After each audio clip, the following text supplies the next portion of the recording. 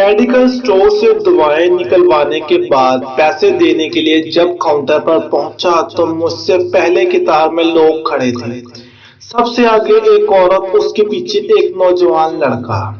میری دوائیاں کاؤنٹر پر سامنے ہی رکھی تھی، ان کے نیچے رسید دبی ہوئی تھی، ساتھ ہی دوا کے ڈیر بھی تھے جو مجھ سے پہلے کھڑے لوگوں کے تھے۔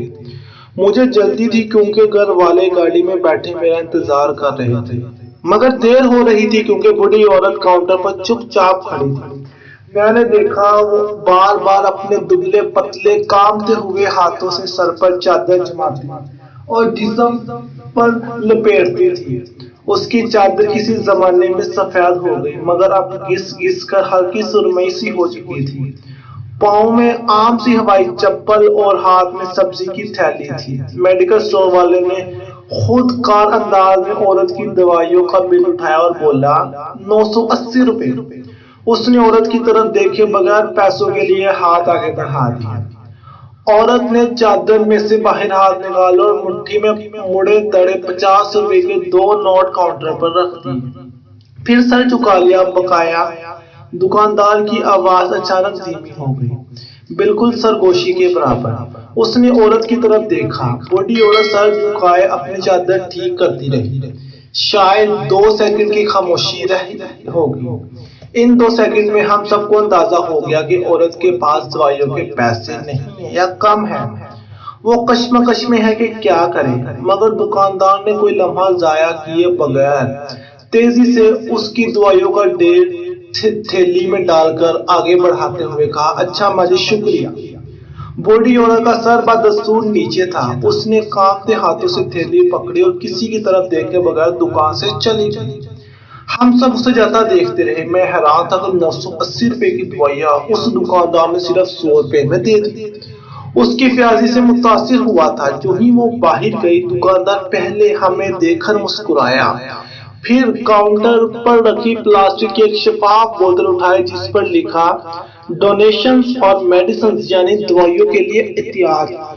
اس بوتل میں بہت سارے نوٹ نظر آ رہے تھے، زیادہ تر 10 اور 50 کے نوٹ تھے۔ دکاندار نے تیزی سے بوتل کھولی اور اس میں سے مٹھی بھر کر پیسے نکال لیے، پھر جتنے پیسے ہاتھ میں آئے انہیں کاؤنٹر پر رکھ کر گننے لگا۔ مجھے حیرت ہوئی کہ یہ کیا کام شروع کر دیا ہے، مگر دیکھتا رہا۔ دکاندار نے جلدی جلدی سارے نوٹ گنے تو 350 روپے۔ اس نے پھر بوتل میں ہاتھ ڈالا اور باقی پیسے بھی نکال لیے۔ اب بوتل خالی ہو چکی تھی۔ اس نے بوتل کا ڈھکن بند کیا اور دوبارہ پیسے گننے لگا۔ اس بار کل ملا کر 550 روپے بن گئے۔ اس نے بوڑھی عورت کے دیے ہوئے 50 کے دونوں نوٹ بوتل سے نکلنے والے پیسوں میں ملائے اور پھر سارے پیسے اٹھا کر اپنی دراز میں ڈال دیے۔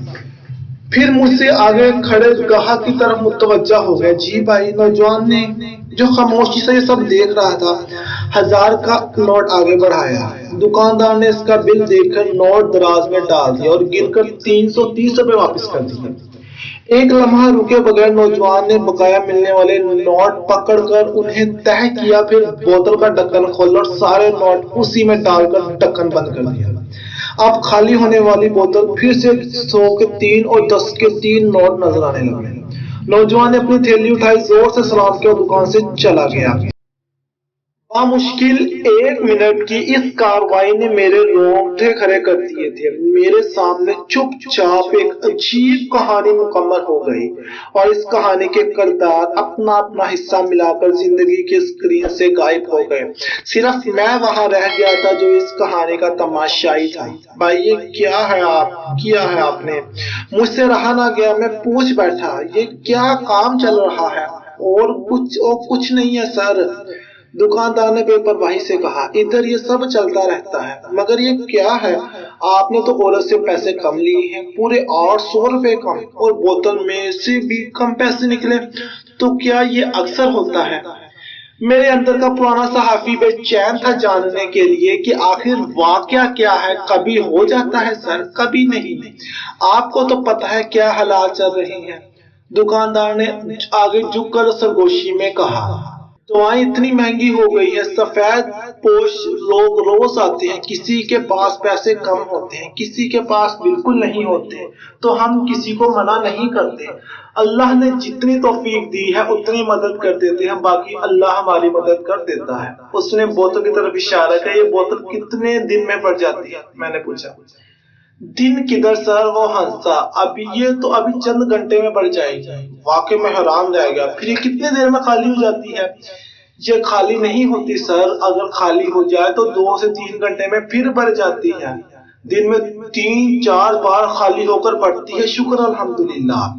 دکاندار اوپر دیکھ کر سینے پر ہاتھ رکھا اور بولا، اتنے لوگ آ جاتے ہیں، پیسے دینے والے بھی اور لینے والے بھی۔ میں نیکی کی رفتار سے بے یقینی میں تھا۔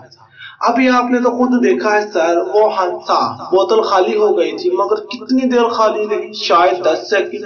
ابھی دیکھیں، اس نے بوتل میں پیسوں کی طرف اشارہ کیا۔ پیسے دینے والے کون ہیں؟ ادھر ہی کے لوگ ہیں۔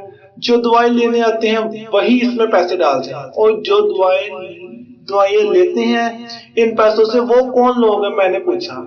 وہ بھی ادھر ہی کے لوگ ہیں، زیادہ تر بوڑھے، بیوائیں اور کم تنخواہ والے لڑکے ہیں جن کو اپنے والدین کے لیے دوائیاں خریدنی ہوتی ہیں۔ اس نے بتایا، لڑکے، میرا دل لڑز گیا۔ لڑکے کیوں لیتے ہیں چندے کی دوائیاں؟ سر، اتنی بے روزگاری ہے، بہت سے لڑکوں کو تو میں جانتا ہوں کہ ان کی نوکری کورونا کی وجہ سے ختم ہو گئی۔ اس نے دکھی لہجے میں کہا، اب گھر میں ماں باپ ہے، بچے ہیں، دوائیاں تو سب کو چاہیے، تو لڑکے بھی مجبور ہو گئے ہیں اس بوتل میں دوا لینے کے لیے۔ کیا کریں، کئی بار تو ہم نے روتے ہوئے دیکھا ہے، اس میں سے لڑکوں کو پیسے نکالتے ہوئے۔ یقین کریں، ہم خود روتے ہیں۔ مجھے اس کی آنکھوں میں نمی تیرتی نظر آنے لگی۔ اچھا، میرا کتنا بل ہے؟ میں نے جلدی سے پوچھ لیا کہ کہیں وہ میری آنکھوں کی نمی نہ دیکھ لے۔ 740 روپے، اس نے بل اٹھا کر بتایا اور ایک ہاتھ سے اپنی آنکھیں پوچھی۔ میں نے اس کو 1000 کا نوٹ تھمایا، جو پیسے باقی بچے بوتل کا ڈھکن کھول کر اس میں ڈال دیا۔ جزاک اللہ سر۔ وہ مسکرایا اور کاؤنٹر پہ ایک ٹافی اٹھا کر مجھے پکڑا دی۔ میں سوچتا ہوا گاڑی میں آ بیٹھا، غربت کی آگ ضرور برک رہی ہے، مفلسی کے شعلے آسمان سے باتیں کر رہے ہیں، مگر آسمانوں سے ابابیل کے جھنڈ بھی اپنی چونچوں میں پانی کی بوندیں لیے قطار باندھے اتر رہے ہیں۔ خدا کے بندے اپنا کام کر رہے ہیں، چپ چاپ، گمنام، سلے و ستائش کی